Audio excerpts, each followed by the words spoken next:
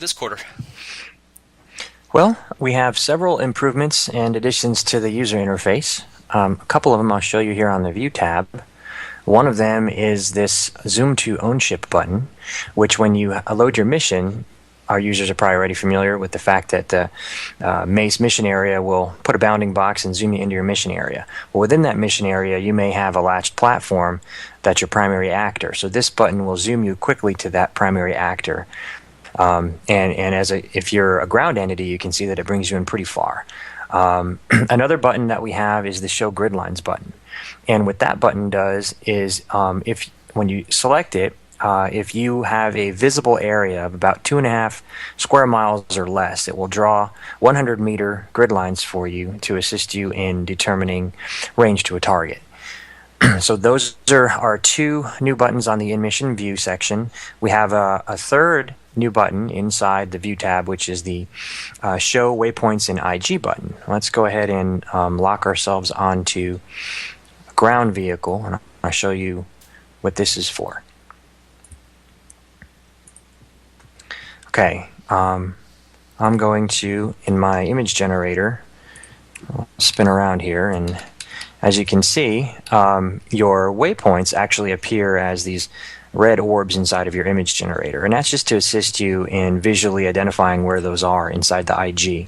And what we're going to do in a future release, hopefully here in Q1 of 2013, is give you the ability to drag and move these things inside of your image, inside of Versig, a virtual reality scene generator from MetaVR, and have that be updated real time in MACE. Right now it's one way. You move it in MACE and it moves in the image generator. We're hoping we can get that to be a two-way communication, and then we would extend that to vehicles and other entities in your battle space. So that's a feature that will continue to improve. Another major feature is road following. The way we did road following was we added the ability for MACE to consume road vectors.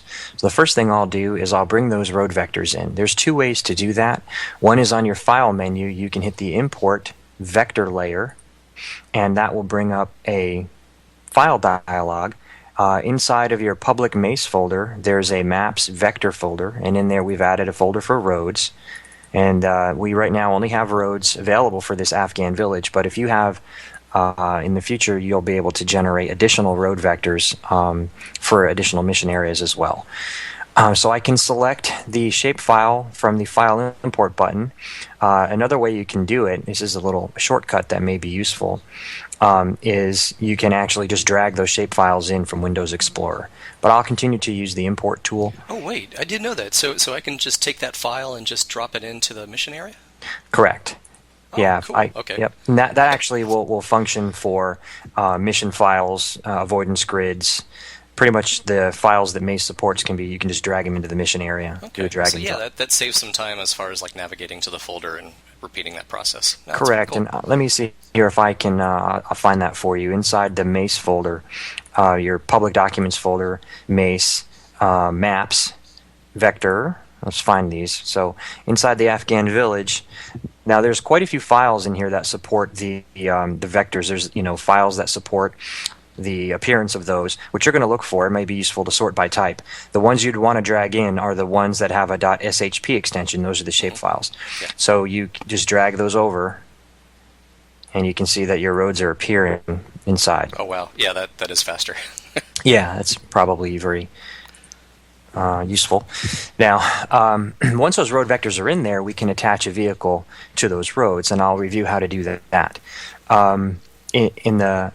To get us started, we'll add a new vehicle, and in doing so, I'll show you one other improvement to the user interface, which is on your platform, site, and cultural drop-downs on your mission builder. We've re-implemented these drop-downs to create little nodes here, so that they're now sorted by types. So we're sorting by aircraft, or you have another node for vehicles.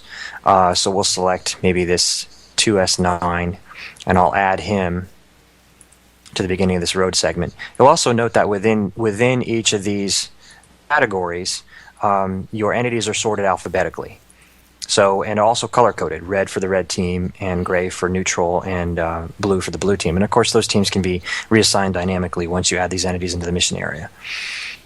Now, once we've added our vehicle, if we want to attach him to a road, we use the existing attach interface under the platform properties window. On our formation dropdown, we have the attach tool. Once you click attach and you bring your cursor back to the mission area, you see I have my pulsating cursor. I can click on this road segment, and you'll see that my waypoints have been added such that they match the line segment exactly of that road vector. Yeah, when you mean line segment, that means the section of road until you get to the intersection, right? Right. Well, there's many line segments along this road vector. So from 1 to 2, 2 to 3, 3 to 4. If you look at a road vector very, very closely, if you zoom in, what you really see is that our road is a series of straight lines, right? And so the shapefile, it contains these points. And we're traversing that shapefile and creating a waypoint at every point. And that's what we're doing. Now, the road itself, you're right, is finite, right? This is one road in our shapefile. It goes from point 1 all the way down here to point 37, which has an X on it to indicate it's our current last waypoint. So you're right. When you select a road, it will add waypoints all the way to the end of that road. And we're going to cover how you can truncate those. And let's say, for example, at this point, we've traveled to the end of this road. I'll point out real quickly, though, that we've implemented one other useful feature, which is when I clicked on that road segment, it assumed that this was waypoint 1 because it was closest to my entity. If my entity was near the middle of the road, I may have gotten that wrong. You can hit Control X, and it will actually reverse your route. That can be a useful tool when you're at the beginning of building your road. Now, now that I've established that my road is ending here, let's say that we wanted to travel south. Well, I would once again click on my attach tool, and I would select this road segment. You can see that, by the way, my attach tool is still active. So if that were accurate, I could click on this line segment up here. I can keep on clicking on line segments. However, let's say that I didn't want to travel all the way up here to waypoint 81. Maybe I wanted to take this loop right here. All right. So what I can do there is use some of the new tools we added to the waypoint property window. And so let's zoom in here and see what we got. We got waypoint 47. I'm going to click on waypoint 47 so that it's my current waypoint in my waypoint properties window. Now you see down here we added 2 new buttons, delete all before and delete all after. I'm going to delete all the waypoints after waypoint 47 because what I really want to do is reactivate my attach tool and travel this way. So that's how you can very quickly modify your route and follow different line segments. Now I can come back and attach again. We'll attach to this road segment. And once again, it brings me all the way to the end. And maybe that's what I wanted this time. So I'll pan around a little bit. And another option for you is, of course, don't forget that at the end of your route, you have the option to, stop your vehicle. Those are done by a waypoint action. So I could say when I get to my second to last waypoint, I want to stop. And the reason why I typically do that at my second to last waypoint is that if I do it at my very last waypoint, he'll actually rotate towards his first waypoint. If I want him to stop and face his very final waypoint, you stop him here a little bit early. Okay, so that's a good technique. Yeah, it's a little hint there. So now that we've got this guy, we'll put the lock on him, and I'll hit the play button here. And of course, he's not moving. The reason he's not moving, he doesn't have a speed. We'll tell him to travel 10 miles an hour. Yeah, and it's crucial that you don't make him go too fast, right? Because that'll kind of mess Correct. up how he's going to hit all the waypoints. That's a good point. I'll talk about that briefly. You'll see he'll travel to the beginning point of the road, and once he gets on the road, you'll see that it correlates exactly with the road vector in your IG. And that's a good point. The reason I gave him 10 miles an hour is once he gets on the road, his physics-based aerodynamic model is still in effect. So if he were traveling too fast, he would still be able to careen off that road as a real vehicle would. In Q1, we're going to be working on some improvements to potentially allow us to, modify that on the fly. You'll see that we've got some trees on the road, and that is something that MACE is not aware of, and so that's why you see the vehicle traveling through the trees. But